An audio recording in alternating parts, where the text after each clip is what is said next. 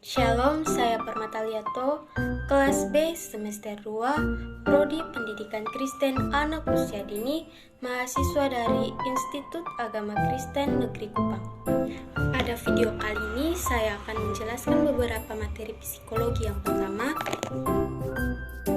temperamen yang terdiri dari definisi, stabilitas, faktor yang mempengaruhi temperamen, serta konsekuensinya pada perkembangan selanjutnya.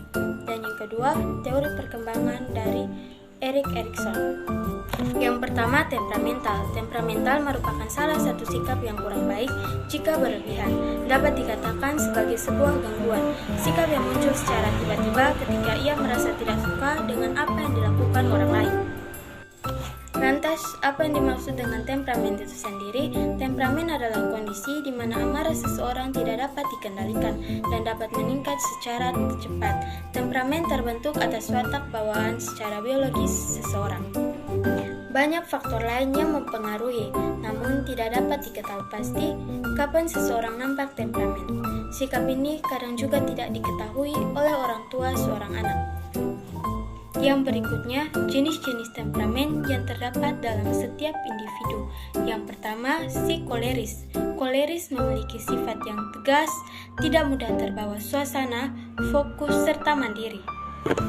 Yang kedua, ada si Sagnius. Sagnius memiliki sifat yang ceria, aktif, senang bergaul, lincah, dan mudah beradaptasi. Yang ketiga, si Phlegmatis. Sifat yang dimiliki si Phlegmatis ini ialah sabar, sederhana, lemah lembut, dan kalem. Dan yang terakhir ada melankolis. Sifat yang dimiliki si melankolis ini adalah introvert, detail, perfeksionis, dan suka menyendiri. Contoh temperamental. Yang pertama, anak mudah gelisah. Tanda awal ketika seseorang memiliki sikap temperamental ialah mudah gelisah. Kegelisahan yang dirasakan kadang tanpa sebab atau hanya masalah ringan. Kedua, tidak melakukan kegiatan rutin dengan baik. Ketika masih kecil, sangat sulit untuk melakukan kebiasaan rutin yang harus dilakukan setiap hari, seperti jadwal makan 3 kali sehari, tidur siang, belajar, dan lain-lain. 3. Lambat melakukan sesuatu. Respon anak lambat sehingga apapun yang dikerjakan terkesan sangat lambat. Keempat, kurang mampu beradaptasi dengan seseorang. Seseorang yang temperamental biasanya kurang mampu beradaptasi karena merasa tidak nyaman. 5. Mudah terganggu. Seseorang yang temperamental akan mudah terganggu, yang disebabkan oleh suara atau gambar yang mencolok. Ketika ingin berkonsentrasi mengerjakan sesuatu, ia tidak bisa diganggu dengan suara yang membuat tidak tenang. Lalu, bagaimana cara mengatasi temperamen tersebut? Yang pertama, pikirkan kembali emosi yang ada. Ajarilah anak untuk mengendalikan emosi dengan merasakan dan memberi nama perasaan tersebut saat awal emosi itu hadir. Kedua, dengarkan dan pahami perasaan si anak. Orang tua juga harus mau memahami dan menerima apa yang si anak rasakan. 3. Beri perhatian positif. Orang tua harus menghargai sekecil apapun usaha anak untuk melakukan sesuatu hal. 4. Selesaikan masalah. Jika seorang anak mengamuk, orang tua seringnya ragu untuk membicarakan kembali hal itu. Tapi, lebih baik untuk membicarakannya kembali secara singkat dengan cara yang tidak menghakimi. Pada bagian 2, stabilitas temperamen. Menurut kalian, temperamen cenderung menjadi stabil sepanjang perkembangan individu.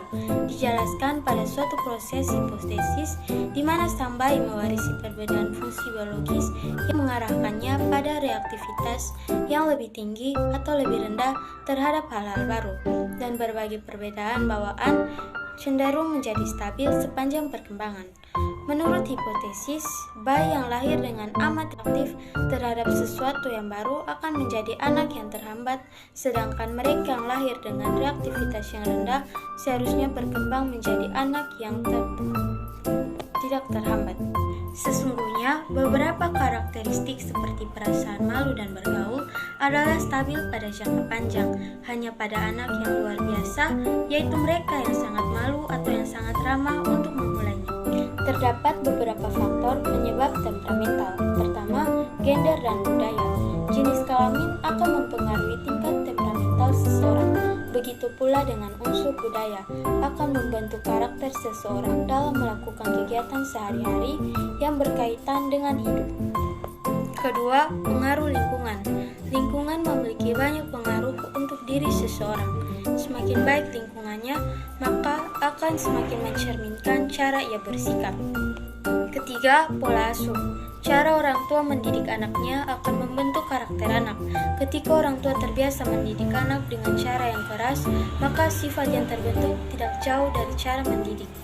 Dan yang terakhir, faktor keturunan. Sifat temperamen ini dapat berasal dari bawaan lahir. Seseorang anak sudah memiliki bibit atau gen dalam dirinya, tingkat temperamen yang tinggi. Faktor ini sulit diubah, kecuali ada kemauan besar yang berasal dari dalam diri untuk mengendalikan dengan baik. Selanjutnya, pada bagian yang berikut, konsekuensi pada perkembangan selanjutnya. Penelitian heritability menunjukkan gen itu menunjang hanya sederhana pada perasaan malu dan keramahan. Mereka berbagi tenaga, dalam arti energi, dengan pengalaman.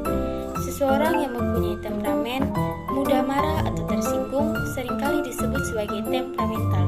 Lebih lanjut lagi, mudah marah atau temperamental adalah kondisi di mana amarah seseorang sering meningkat dengan cepat.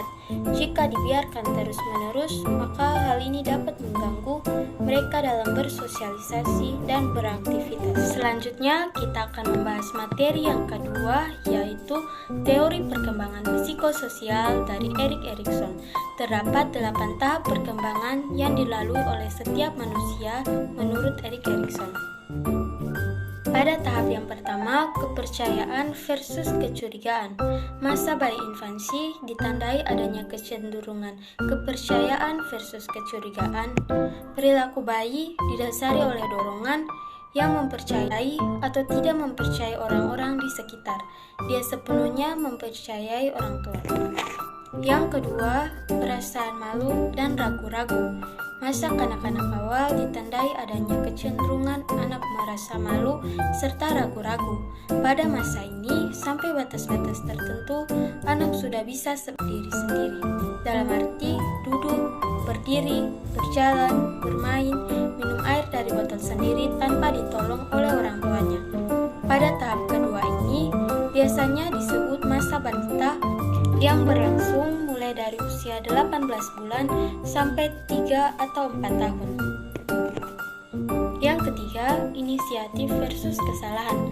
Selama tahap ini, anak menampilkan diri lebih maju dan lebih seimbang, secara fisik maupun kejiwaan. Akan tetapi, jika orang tua tidak memberikan kesempatan anak untuk menyelesaikan tugas-tugasnya atau terlalu banyak menggunakan hukuman verbal atas inisiatif anak, maka anak akan tumbuh sebagai pribadi yang takut salah. Yang keempat, kerajinan versus inferioritas. Pada tahap ini, anak memasuki usia 6-11 tahun pada masa anak sekolah. Pada masa ini, berkembang kemampuan berpikir dedukatif, disiplin diri, dan kemampuan berhubungan dengan teman sebaya, serta rasa ingin tahu akan meningkat.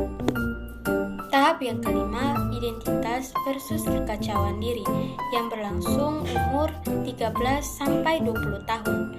Pada masa ini, individu mulai merasakan suatu perasaan tentang identitas dirinya sendiri. Perasaan bahwa ia adalah manusia yang unik, namun siap untuk memasuki suatu peranan yang berarti di tengah masyarakat. Entah peranan itu bersifat menyesuaikan diri atau memperbaharui diri. Mulai menyadari sifat yang melekat pada dirinya sendiri. Pada tahap yang keenam, keintiman versus isolasi, yang berlangsung antara usia 20-24 tahun pada masa dewasa muda. Mereka yang mengorientasikan dirinya terhadap pekerjaan dan teman hidupnya, namun ketidakmampuan untuk masuk ke dalam hubungan yang menyenangkan serta akrab dapat menimbulkan hubungan sosial yang hampa dan terisolasi serta tertutup, dalam arti menutup diri. Demikian materi tentang temperamen dan perkembangan psikososial dari Erik Erikson yang dapat saya sampaikan dalam video ini, bisa bermanfaat bagi kita semua. Terima kasih, Shalom.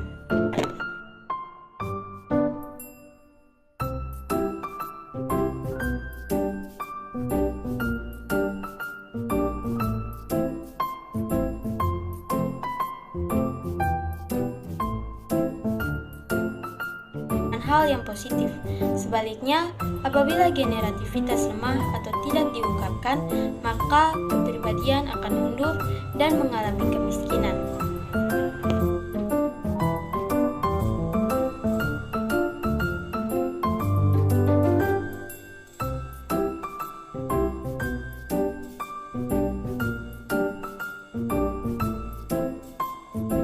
Memiliki kepribadian yang bulat utuh, yang ditandai sikap bijaksana, rasa puas terhadap masa hidupnya, dan tidak takut menghadapi kematian. Sebaliknya, kepribadian yang pecah menunjukkan pribadi yang penuh keraguan, merasa selalu akan menerima kegagalan, dan selalu dibayangi oleh kematian.